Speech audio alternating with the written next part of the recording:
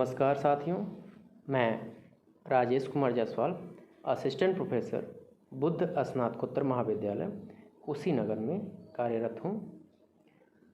साथियों, मैं आज के इस ऑनलाइन वीडियो क्लास में आप सभी का स्वागत करता हूँ। आज का हम लोगों का टॉपिक होगा राज्य और उसके तत्व। मित्रों, यह टॉपिक राज्य, गोरखपुर यूनिवर्सिटी और साथ ही साथ समस्त विश्वविद्यालयों में राजनीति शास्त्र BA भाग 1 के प्रथम प्रश्न पत्र का हिस्सा है और यह टॉपिक विभिन्न प्रतियोगी परीक्षाओं जैसे TGT, PGT, UGC नेट आदि महत्वपूर्ण परीक्षाओं का भी महत्वपूर्ण टॉपिक है। तो आज हम लोग इस वीडियो में राज्य और उसके तत्वों का चर्चा करेंगे। तो आइए शुरू करते हैं।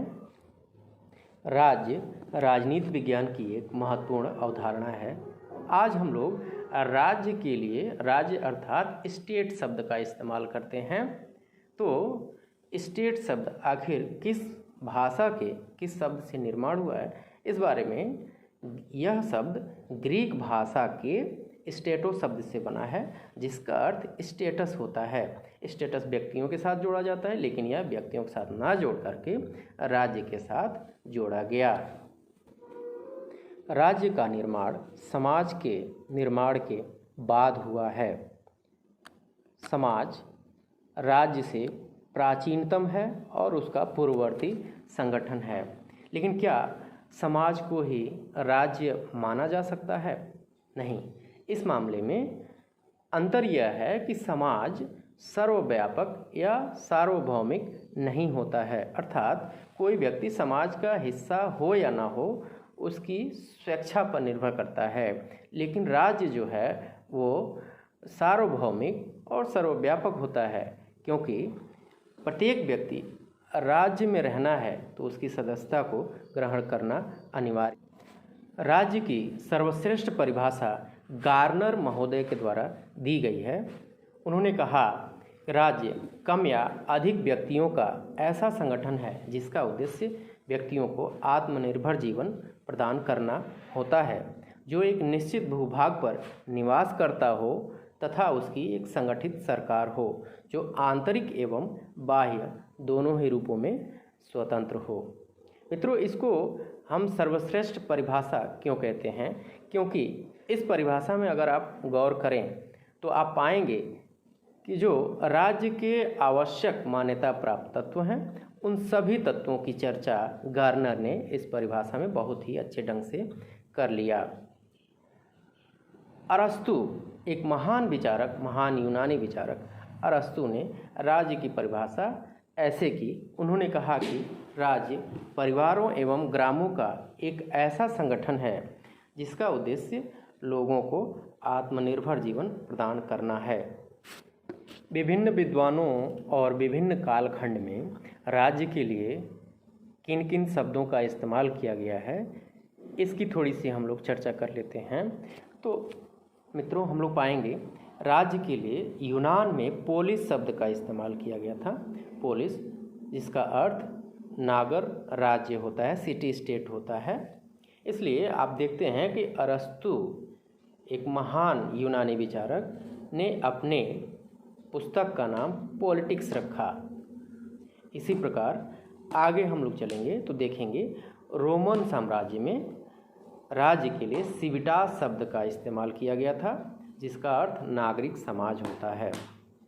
आगे चल के हाब्स, समझौतावादी विचारक हाब्स के द्वारा राज्य के लिए कॉमनवेल्थ शब्द का इस्तेमाल किया गया, जिसका अर्थ राज्य, समाज और सरकार तीनों होता है। हाब्स ने, यहाँ महत्वपूर्ण बात यह है कि हाब्स ने अपने विचार में राज्य, सरकार, समाज तीनों को एक ही समझा, उसमें अंतर नहीं किया। लाक के द्वारा राज्य के लिए ट्रस्ट शब्द का इस्तेमाल किया गया और बताया गया कि राज्य वह है जो जन सहमति पर आधारित हो, अर्थात लाक ने लोकतंत्र का मार्ग प्रशस्त किया। इसी प्रकार रूसो राज्य को सामान्य इच्छा बताता है और उसे बॉडी पॉलिटिको नाम देता है। मुसोलिनी ने राज्य के लिए लैंगन शब्द का इस्तेमाल किया, जिसका अर्थ है निगम राज्य होता है। राज्य के विकास क्रम पे अगर हम लोग नज़र डालें तो हम लोग पाएंगे कि सबसे पहले कबीला राज्य अस्तित्व में आता है और उसके बाद यूनानी नगर राज्य अस्तित्व में आते हैं। उसके बाद रोमन साम्राज्य के बारे में आप लोग जानते हैं, रोमन साम्राज्य का अस्तित्व आता है और उसके बाद सामंती राज्य मध्यकाल के जस्ट पहले सामंती राज्य और उसके बाद आता है जमींदारी अर्थात मध्यकाल के बाद आधुनिक काल में 15वीं 16वीं शताब्दी में राज्य की प्रकृति राष्ट्रीय राज्य के रूप में हो गई, जो वर्तमान में यही चल रहा है। मित्रों, राज्य के तत्वों के बारे में जानकारी रखना अति आवश्यक है। इसी से हमको पता चलता है कि राज्य जो है वो किसी अन्य समुदाय या संघों से किस प्रकार अलग है और किन किन तत्वों से मिलकर कोई संगठन राज्य का रूप धारण करता है। इन तत्वों के अभाव में कोई संगठन राज्य नहीं हो सकता है। कोई संगठन राज्य हो, इसके लिए आवश्यक यह है कि राज्य के जो मान्यता प्राप्त तत्व हैं उन सभी तत्वों का उस संगठन में समावेश होना चाहिए। अगर नहीं है तो वो संगठन राज्य का रूप नहीं ले सकता, वो अन्य समुदाय या संघ का रूप धारण कर सकता है। इसलिए उन तत्वों को समाहित करने पर ही राज्य जो है अन्य संघों या समुदायों से अलग होता है और विश्व के अन्य सदस्य जो हैं इन्हीं आधार पर राज्य को एक राज्य का रूप में मान्यता देते हैं। राज्य के 4 मान्यता प्राप्त तत्व होते हैं जिनसे मिलकर राज्य बनता है। वो हैं जनसंख्या, भूभाग, सरकार और संप्रभुता। ये 4 मुख्य तत्व हैं जिनके आधार पर हम राज्य को राज्य के रूप में पहचान। इन चारों तत्वों में संप्रभुता सर्वाधिक महत्वपूर्ण तत्व है। संप्रभुता ही वो तत्व है जिसके आधार पर राज्य अन्य समुदायों संघों से अलग होता है। संप्रभुता के कारण ही विदेशी राज्य किसी देश को मान्यता देते हैं। राज्य की जनसंख्या दूसरा तत्व है। इस विषय पर विचारकों का तमाम मतभेद पाए जाते हैं कि एक आदर्श राज्य की जनसंख्या कितनी होनी चाहिए। प्लेटो ने कहा राज्य की जनसंख्या 5040 होनी चाहिए। प्लेटो एक यूनानी विचारक है, यूनानी नागरिक है, जहाँ छोटे छोटे राज्य हुआ करते थे। नगर राज्य कहा जाता था, उनको पोलिस कहा जाता था और नगर राज्यों की संख्या छोटी होती थी। इसलिए उस समय के अनुसार प्लेटो ने राज्य की जनसंख्या का निर्धारण 5040 संख्या तक किया। आगे चल के प्लेटो के बाद रूसो ने राज्य की जनसंख्या को 10,000 बताया कि एक राज्य के अंतर्गत 10,000 लोगों का निवास होना चाहिए। रूसो स्विट्ज़रलैंड का निवासी है, इसलिए स्विट्ज़रलैंड बहुत छोटा देश है और स्विट्ज़रलैंड को हम प्रत्यक्ष लोकतंत्र का घर भी कहते हैं। जहाँ जनसंख्या कम होगा वहीं प्रत्यक्ष लोकतंत्र का स्थापना होगा। इसलिए प्रत्यक्ष लोकतंत्र में जनसंख्या कम होती है। रूसो चूँकि स्विट्ज़रलैंड का ही निवासी है, इसलिए इन्होंने राज्य की जनसंख्या को 10,000 निर्धारित किया। अरस्तु के द्वारा, प्लेटो का शिष्य है अरस्तु के द्वारा राज्य की जनसंख्या को 1 लाख निर्धारित किया गया। उसने कहा कि राज्य की जनसंख्या में उत्तम गुणों का निवास होना चाहिए, क्योंकि उत्तम नागरिकों से ही सर्वोत्तम राज्य का निर्माण होता है। इसलिए अरस्तु ने 1 लाख जनसंख्या को राज्य की जनसंख्या निर्धारित किया। मित्रों, इस मामले में हम कह सकते हैं कि कोई एक निश्चित जनसंख्या, ये पुराने विचारक हैं, बीती हुई समय की बातें करते हैं, इसलिए आज की जनसंख्या एक निश्चित नई जनसंख्या हो सकती है। जहाँ चीन और भारत बहुत बड़ी जनसंख्या हैं, वहीं स्विट्ज़रलैंड, यूनान और भी बहुत सारे छोटे छोटे देश हैं जिनकी जनसंख्या बेहद कम है। इसलिए और आज टेक्नोलॉजी के ज़माने में देश का शासन का संचालन बड़ी आसानी से किया जा सकता है।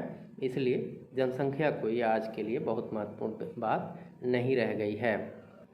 राज्य की जनसंख्या के संदर्भ में प्लेटो द्वारा व्यक्ति को राज्य की इकाई माना गया और कहा गया कि राज्य व्यक्ति का बृहद रूप है, जबकि उसके शिष्य अरस्तु ने परिवार को राज्य की इकाई माना और कहा कि परिवार का विस्तार ही राज्य है। स्पेंसर एक विचारक हुए, हर्बर्ट स्पेंसर, जिन्होंने अपनी पुस्तक मैन वर्सेस स्टेट में कहा कि परिवार राज्य का आधार है। तो आगे हम लोग देखते हैं, राज्य का तीसरा तत्व भूभाग होता है।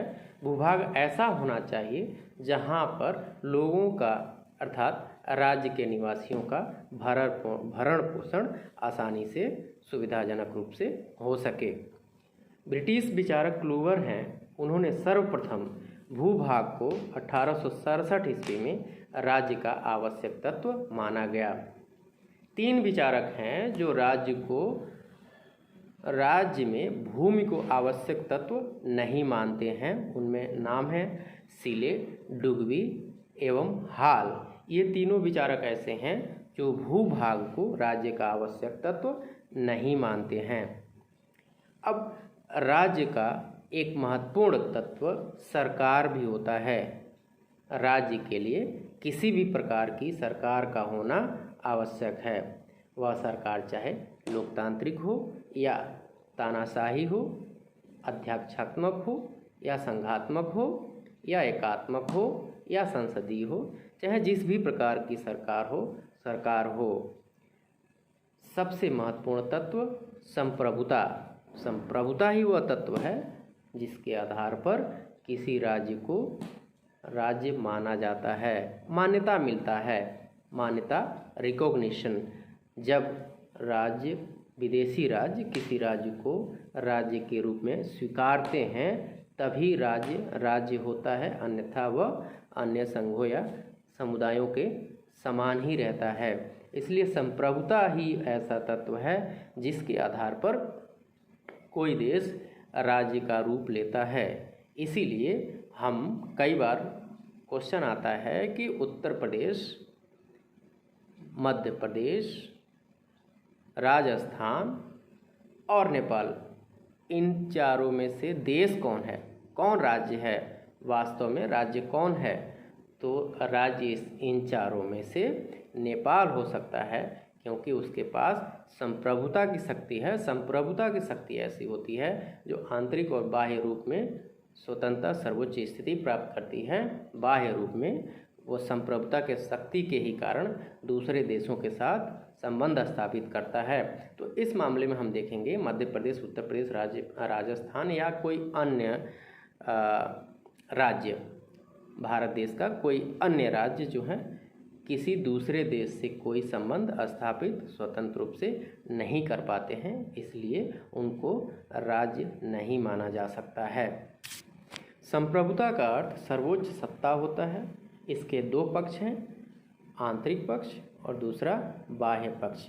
आंतरिक पक्ष में राज्य अपने राज्य क्षेत्र के अंतर्गत निवास करने वाले व्यक्तियों को आज्ञा देता है, आज्ञा दे सकता है तथा आज्ञा के उल्लंघन पर उसे दंड देने का भी अधिकार होता है।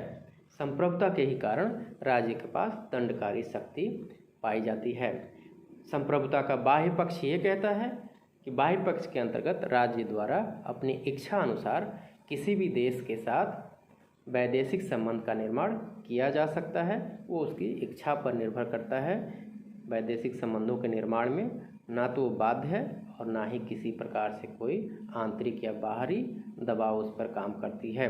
अगर बाध्य भी है तो वो उसकी इच्छा पर निर्भर करता है। तो इस प्रकार यही 4 तत्व राज्य के आवश्यक तत्व होते हैं। अब कुछ विचारकों के द्वारा कुछ अन्य तत्वों को भी राज्य का तत्व माना गया है, जिनमें ब्लंडसली नामक एक विचारक हैं जिन्होंने धर्म को भी राज्य का आवश्यक तत्व माना है। भारतीय विचारकों में मनु ने मनुस्मृति में धर्म को राज्य का आवश्यक तत्व माना और उसी के आधार पर उन्होंने राज्य की उत्पत्ति के दैवीय सिद्धांत का प्रतिपादन किया। बहुलवादी जितने विचारक होते हैं वो सब अंतर्राष्ट्रीय मान्यता को एक राज्य का आवश्यक तत्व मानते हैं और कहीं न कहीं ये बात सत्य भी है। जब तक कोई देश किसी देश को मान्यता नहीं देता है तब तक वो देश या राज्य नहीं बनता है। इसलिए अंतर्राष्ट्रीय मान्यता राज्य का आवश्यक तत्व है, बहुलवादी विचारक ऐसा मानते हैं। बिलोवी एक विचारक हैं, प्रोफेसर बिलोवी, जिन्होंने आज्ञा पालन को भी राज्य का आवश्यक तत्व माना गया। आचार्य कौटिल्य जो चंद्रगुप्त मौर्य के समकालीन विचारक हैं, इन्होंने अपनी पुस्तक का नाम अर्थशास्त्र रखा। अर्थशास्त्र जो पुस्तक है वो बेसिकली राजनीति से उसका संबंध है, राजनीति विज्ञान से उसका संबंधित है। इस पुस्तक में राज्य के 7 आवश्यक तत्व आचार्य कौटिल्य ने बताए, जिसको उन्होंने साप्तांग सिद्धांत का नाम दिया। इस 7 तत्वों में 7 तत्व हैं: स्वामी, अमात्य, जनपद, दुर्ग, कोष, दंड, मित्र। ये 7 आवश्यक तत्व जिसको साप्तांग सिद्धांत के नाम से जाना जाता है, आचार्य कौटिल्य ने बताया। तो मित्रों, इस प्रकार हमारे वीडियो का ये अंत हुआ। इसमें बहुत सारी महत्वपूर्ण बिंदुओं को छुआ गया, सारे महत्वपूर्ण बिंदु इसमें कवर किए गए। आपसे गुजारिश है कि आप इस वीडियो को देखें और इस पर नोट बना लें। इस वीडियो से सारे महत्वपूर्ण बिंदुओं को अपने कॉपी में नोट्स बना लें और इस बिंदुओं को ध्यान में रखें, आपके एग्ज़ाम के लिए बहुत इम्पोर्टेंट हैं। और इस प्रकार, और साथियों एक और गुजारिश है कि आप इस चैनल को सब्सक्राइब करें, शेयर करें, लाइक करें और उन सभी मित्रों को बताएं जो फ़िलहाल इन लाइव क्लासेस से वंचित रहे हैं। धन्यवाद।